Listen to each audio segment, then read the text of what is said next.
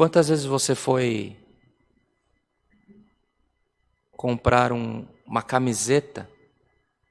porque você precisa, uma camisa porque você precisa, você tem uma necessidade, e você sai com um vestido, você sai com um terno, e sai com um carnê para você pagar também? Ou você está preocupado em orçar o preço e a condição de pagamento de um pneu do teu carro, e você renova uma dívida e compra um carro mais novo e mais caro? São situações do cotidiano, são situações da vida que nós vivemos, mas hoje a palavra do Senhor vem para guardarmos a sabedoria, a palavra do Senhor vem para atarmos a sabedoria